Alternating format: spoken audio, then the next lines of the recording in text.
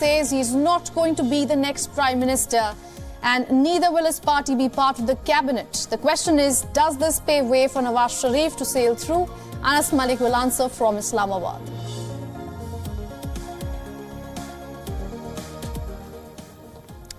Now, for a long time in India, caste has been seen as a system dividing the society. But late last year, Narendra Modi coined 4 new castes. He said that they were crucial for the growth of the Indian economy. One of the 4 is the farmers, a community that represents close to 10% of India's population. Today, thousands from this group are out on the streets. The farmers launched their Delhi Chalo March, calling for the demands to be met. The situation has been tense in and around the Indian capital all day. Farmers broke barricades, iron sheets and clashed with the security personnel. Meanwhile, the police resorted to firing rounds of tear gas from drones. Unfortunately, the clashes were expected. Prohibitory orders under Section 144 were already in place in the national capital. In addition, heavy security was deployed at border points. Many entrances were blocked with barbed wire, spikes and cement blocks. The Section 144 regulations will remain in place till March 12th. The police say that permission was not granted for the protest, yet farmers started their march from neighbouring state of Punjab. In the clashes, many farmers were detained. However, we cannot confirm the exact number at the moment. Earlier, the centre approached the Delhi government to convert a stadium into a temporary jail to keep the farmers. But Arvind Kejriwal's government refused to give the green light, calling the protest a democratic right. हमने भरसक कोशिश की कल की meeting में भी कोई ना कोई इस तरह का निर्णय हो जाए जिससे हम जो सरकार से टकराव से बचें और कुछ हमें मिले जिसकी हमें आशा थी। हम आशा करके ही, भरोसा करके ही 5 घंटे मीटिंग में बैठे रहे। Let's now briefly tell you the major demands put forward by the farmers. First is the minimum support price. Now, farmers have to sell their produce at prices settled by the demand and supply in India. In times of a bumper harvest, when the supply is far higher than the demand, farmers end up with less revenue and outright losses. The MSP acts like a safety net here, where the government buys directly from the farmers if the open market prices are less than their costs. The farmers are demanding a law guaranteeing this. Now, other demands include a repeal of the Electricity Act 2020, compensation for farmers killed in the Lakhimpur Kheri violence, withdrawal of cases against those involved in the farmers' movement in 2021, full debt waiver for farmers and labourers, and India's withdrawal from the World Trade Organization. Now, it is important to note here that out of the 13 demands listed by the farmers, the government has agreed on 10 of them. However, the farmers say it is still not enough. Let's come to the politics of it now. The protests come just months before the national elections, so the timing is partly strategic. In India, farmers form the most influential voting bloc, and politicians know well to not alienate them, which is why both the main parties, the Bharatiya Janata Party and the National Congress, have included them in their past manifestos. मैं ही कहांगा मोदी सरकार ने कृषि क्षेत्र ਨੂੰ बढ़ावा देने ਲਈ किसानों के कल्याण ਲਈ बहुत सारे कदम चक्के ने पिछले 10 सालों ਹੁਣ भी जो किसानों ने अपनी मांगा रखियां तो मोदी सरकार ने अपने वरिष्ठ मंत्रियों की ड्यूटी लगा के उन्होंने बातचीत जारी रखी। Financial support, loan waivers, fertilizer subsidy and talks around the MSP have found their mention in these manifestos. But if you see on the ground, the reality is different. The Ministry of Statistics last posted data on farmers' average monthly income back in 2019. And as per that, an average agricultural household in India is making rupees 10,218. This is even below the per capita national income of India, which was more than 11,000 in the same year. The withdrawal of the agricultural laws back in 2021 was a major victory for the farmers. At the time, the government said that it would set up a panel of farmers and government officials to find a way forward. But it has been over 2 years now and little progress has been made. With the farmers out on the streets again, the political parties have a clock to beat this time. It is ticking with the election day approaching.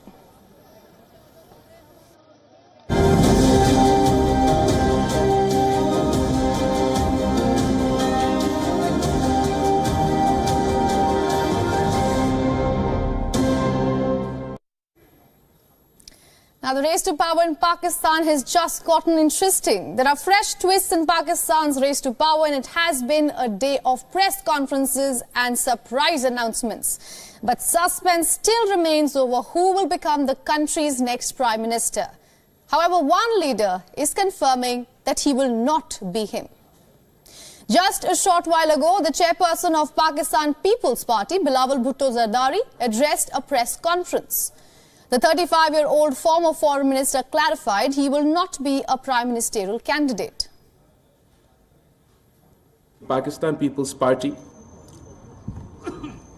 does not have a mandate to form government, to form the federal government, और इसकी वजह से I will not be putting myself forward for the candidacy of the prime minister. Not only did the PPP chief withdraw possibility of him taking the reins, he also put his father's name in the forefront for the country's new leadership. जहाँ तक मुस्लिम league नून की या किसी भी जमात की वज़ीर आज़म की उम्मीदवार हैं, वो उन जमातों का फैसला है कि वो कौन अपने उम्मीदवार बनाएंगे. जहाँ तक पाकिस्तान पीपल्स पार्टी का इन इलेक्शंस में कॉन्स्टिट्यूशनल ओहदे पे कि कौन हमारे उम्मीदवार होंगे, वो तो पार्टी का फैसला होगा. मेरा ख्वाहिश ये ज़रूर होगा कि सदर ज़रदारी जब प्रेसिडेंसी का इलेक्शन आए तो उस इलेक्शन में हिस्सा ले और इस मुल्क का सदर बने. Shortly after the address, PTI also issued a statement slamming Bilawal Bhutto Zardari for quote-unquote keeping his family and hereditary politics alive through bare corruption and power sharing. The PTI chairperson held a press conference on the heels of Zardari's announcement, and the Imran Khan-backed party has kept its stance firm on forming Pakistan's next government. Khan साहब ने यही फैसला किया है.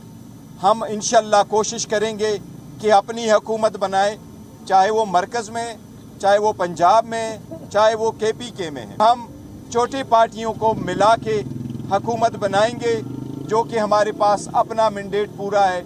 लेकिन Pakistan peoples party PML और MQM के साथ हम किसी किस्म का कोई इत्तेहाद नहीं करेंगे. हम इंशाल्लाह ताला अपनी हुकूमत आप बनाएंगे इंशाल्लाह ताला, और इसमें हम कामयाब हो. Just to remind our viewers, this is where the final National Assembly results stand. Independents bagging the largest number of seats with a tally of 101. Out of these, 91 were backed by Imran Khan's Pakistan Tehreek-e-Insaf party. This is followed by Pakistan Muslim League Nawaz at 75 and Pakistan People's Party at 54. And 5 days after mandate, there is no clarity yet on which alliance will pass the litmus test to form the cash-strapped nation's government. We are now being joined by our Pakistan Bureau Chief Anas Malik from Islamabad on the phone line. Anas, a day of a lot of twists and turns. What is the latest you're getting us from Islamabad? Well, finally, we have a government direction for sure. That can be said with the conclusion. The Pakistan People's Party has now announced that it will be supporting the government unconditionally, but on steps there would be some conditions and some consultations as well. The Pakistan People's Party chairperson Bilawal Bhutto Zardari has also made it abundantly clear that he will not be running for the post of the Prime Minister because his party has not gotten the mandate, and he has very graciously and gracefully accepted the fact that the mandate was given to the Pakistan Tehreek-e-Insaf. Now, all eyes on the Pakistan Muslim Nawaz as to what it decides as to who its prime ministerial candidate and nomination would be. Ananya? Right, Anas, but this is not something new we are seeing here. We also saw these two parties coming together in the last coalition and there were clear differences. So how does one expect both the parties to wade through them? It's not a coalition per se. It would be wrong to say that it's a coalition. I think it's more of a repeat of what happened in 2008 when the PMLN did support the Pakistan People's Party after the assassination of Benazir Bhutto, but opted out of power, opted out of power politics, but decided to still be part of the treasury benches. So I think it's more of that arrangement where the PPP will still be on treasury benches supporting the PMLN so that it doesn't lose the numbers, but at the same time would continue to be playing the role of a vibrant opposition and give space and time to Bilawal Bhutto Zardari to prep up himself as the next possible candidate and the best suitable choice for the next elections. Ananya? All right, Anas, thank you for getting us all those updates from Islamabad.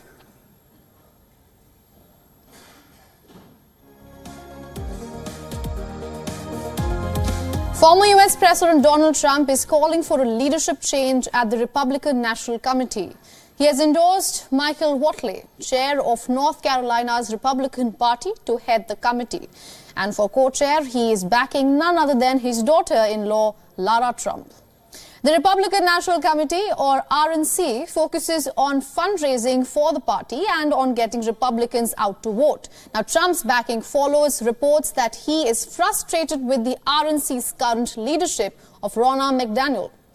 US media has reported that McDaniel may leave her post after the South Carolina Republican primary that's slated for 24th of February. As per reports, disagreements with Trump emerged over the Republican primary debates ahead of this year's election. The former president refused to participate in any of them. Reports said that Trump pushed McDaniel to cancel the debates altogether, but she refused. She also faced pressure over the party's poor performance in recent elections and for dull fundraising. McDaniel was expected to serve till 2025, but news of a possible resignation emerged after she met with Trump just last week. She told Trump that she will do whatever is best for the party, including stepping down. Meanwhile, seeking to regain the presidency, Trump has again pressed his claim at the Supreme Court for total immunity from criminal prosecution over the Capitol Hill riots on January 6th. Last week, the D.C. Circuit Court of Appeals ruled that Trump is not shielded from prosecution on federal charges that he conspired to stay on in power after the 2020 presidential poll results. According to reports, Trump's legal team has filed an emergency appeal with the court on Monday. Trump claims that his actions are protected by presidential immunity. Moreover, his lawyers claim that he should not be tried during the election campaign. The apex court will now decide if it will put the ruling on hold to allow Trump an appeal. However, it is expected that the Supreme Court will uphold the lower court's decision.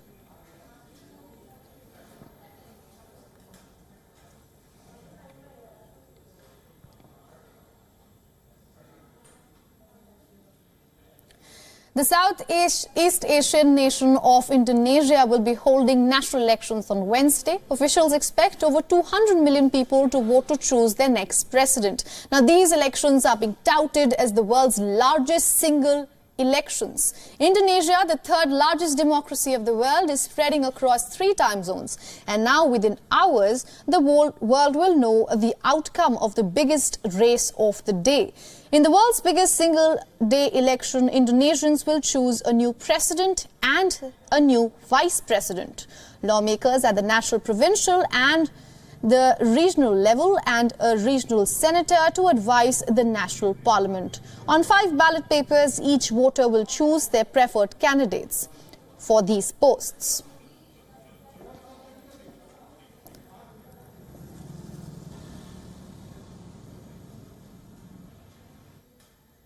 We are now going across to Abu Dhabi's jam-packed Zayed Sports City Stadium, where Indian Prime Minister Narendra Modi will be addressing the Indian diaspora shortly, we are being told. Prime Minister Modi is currently on a 2-day visit to the United States of Emirates. The Prime Minister earlier met with UAE President, remember, who is Sheikh Mohammed bin Zayed Al Nahyan. Ahlan Modi. मिलके बोलिए Ahlan Modi.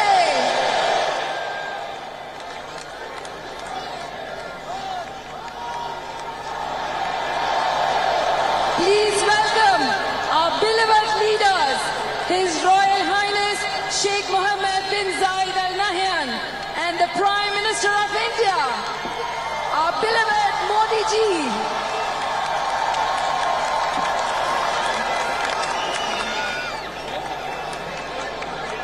दिल थाम के बैठिए, थोड़ी ही देर में हमारे भारत की शान परिसर में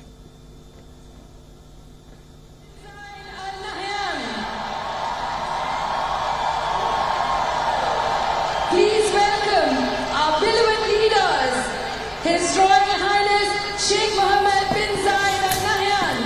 Now the visuals you are seeing at the moment is coming from Abu Dhabi's Zayed Sports City Stadium, where our principal diplomatic correspondent Siddhant Sibul has been getting us all the updates from the ground. Now what you're seeing right now are the Indian diaspora. That's about 3.5 million people, strong Indian diaspora in UAE, and the Indian Prime Minister is on his 2-day visit to the country. And for more on this, we are being joined by our principal diplomatic correspondent Siddhant Sibul, live from Abu Dhabi. Siddhant, what's happening on the ground? We are being told the Prime Minister is just moments away from his address to the Indian diaspora in Abu Dhabi. Well, the crowd has completely become ecstatic as the Prime Minister and the ruler of UAE arrive here, where they will be shortly addressing the diaspora. The Indian Prime Minister will be addressing, and the crowd, of course, chanting the Prime Minister's name. And, of course, they are really going ecstatic. That is the word to describe them. In fact, what I can tell you, and if I can show you some of the visual, is that the entire stadium has transformed into a stadium with the mobile lights being used by the diaspora. They're waving the mobile lights. It's a sea of glowing mobile lights held by the members of the diaspora. But essentially, when it comes to this diaspora event, we have been here since morning, that's local time, approximately 11 a.m. and we have seen how the crowd was coming in waves. Of course, now the stadium is packed with members of the diaspora, and most of them are keen to get a glimpse of the Prime Minister, get a conversation, and of course listen to his address. But completely a rock star welcome for the Indian Prime Minister here in UAE. Remember, this is a country which hosts one of the largest members of the Indian diaspora, and if you can hear around me the crowd now chanting patriotic slogans as well. Let me just take you to the stadium, the location where the Prime Minister and the ruler of UAE will be coming and addressing. But essentially, when it comes to this stadium, it has a capacity of 60,000 people. It can hold at a time. Now, members of the diaspora standing and awaiting to get a glimpse of the Prime Minister. But let me get you this ground report, essentially how people have been happy, excited, ecstatic. You can use your word, but essentially that's the feeling on the ground when it comes to members of the diaspora. Now, we know that in the past as well, the Indian Prime Minister has addressed diaspora events here in UAE and across the world, but this is being touted as one of the biggest diaspora events since the Madison Square Garden event that took place in 2014. Now, essentially, if you look at Prime Minister's speeches at the diaspora event, he lays out his vision of India, usually announces key policy decisions or something that benefits the diaspora, whether it's in France where the visa announcement was made, whether it is in US where the announcement was made of opening of Indian mission in Seattle. So several such announcements have been made in the past. Will there be announcement this time around is the big story if it happens. But all in all, this is the first public address of Prime Minister Narendra Modi's 2-day visit to the UAE. He has of course met the UAE president and we saw key announcements being made, whether it is linking the two countries together financially using UPI, whether it is the physical connectivity. Remember, a protocol framework agreement was signed when it comes to India, Middle East and Europe corridor. So all in all, the mood is quite upbeat here where I am standing at the Zayed Sports City Stadium here in Abu Dhabi, UAE. Absolutely, Siddhant, and there seems to be a mixture of diplomacy with friendship, because just ahead of this visit, the Indian Prime Minister Narendra Modi referred to the UAE President Mohammed bin Zayed Al Nahyan as his brother, and then once he landed in Abu Dhabi, he said it feels like home here. So it's not just diplomacy. The relationship definitely is not restricted to just that. There seems to be a one-on-one friendship, a one-on-one relationship between the two countries and between the two leaders, definitely. And we're also being told that the two countries signed 8 pacts to bolster cooperation in key areas such as investment, electricity trade and digital payment platforms. If you could take us through some of those statements. Let me first talk about that personal bond between the two leaders. Sure. Yes, both leaders have been referring to each other as brother. And remember, the Indian Prime Minister addresses the World Government Summit in Dubai. And this happens just a month after the UAE President addressed the vibrant Gujarat Summit, the business meeting, investors meeting in Gujarat. So essentially, there are high-level engagements. And as the Prime Minister today said that whenever I meet you, whenever I'm here, I feel I'm meeting a member of the family. So that personal chemistry between the two leaders is quite visible for everyone to watch. Now, talking about the various announcements which have been made, I've already talked about how there were focus areas when it comes to connectivity, both physical and digital connectivity. Physical in terms of the India, Middle East, Europe corridor. Remember, this is a corridor that was announced during India's G20 presidency, and thereafter we know that the focus has been by the Indian government to emphasize on how to make it stronger. The Greek Prime Minister later travels to India, and we could see announcement on this corridor again. But the financial connectivity bit is the usage of rupee card, the RuPay card basically. Just yesterday, Mauritius adopted the RuPay card. So that is going to help many people, especially tourists, Indian tourists who will be traveling to Mauritius, UAE. They can just swipe and pay. That saves a lot of foreign exchange as well. So that is a positive development in terms of the financial connectivity. Now, there are other pacts as well. The economy is something that has been a key pillar of this relationship, and the bilateral investment treaty, this is an agreement that the Indian cabinet had ratified just recently. That was also approved. Now, UAE is the only country with which India now has a CEPA and BIT agreement that makes it a stronger economic partner. There were other additional agreements, protocols, MOUs which were signed ranging from trade, whether it is on other issues relating to museums as well. India is building a museum in Gujarat where UAE can play an important role as well. But all in all, the significant aspect is the re-emphasis on the economy part, the re-emphasis on the diaspora bit, which is where I am standing, where the diaspora is present, and also in terms of the energy bit, we know that India imports a lot of crude oil and LNG from this country. So the relationship at one point was just based on that energy partnership, but that has now diversified into several areas from connectivity to trade. And as we have been talking about, the 3 E's of the relationship, it's economy, energy and the expatriates, the Indian diaspora, who form a key living bridge between the two countries. But all in all, let me again show you the situation on the ground where I am standing and the members of the diaspora are eagerly waiting for the Prime Minister to come. Now, in fact, if my camera person can show that they have put the lasers also on, the mobile lights are still flickering, and essentially the focus is that when the Prime Minister comes, it will be a grand welcome which will be given to him. And absolutely, Siddhan, and that's what we are also picking on. Thank you so much for getting us all those updates. That was a good, absolutely, from our Race to Power show. Thank you so much for joining us here on WION.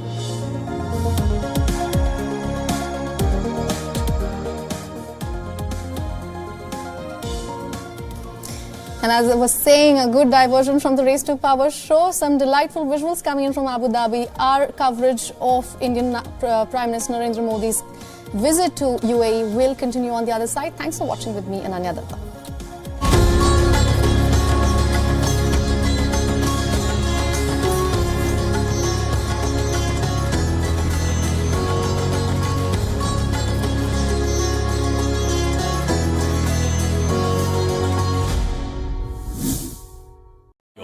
India's Global Voice, the channel that brings you the biggest stories from across the world through India's lens.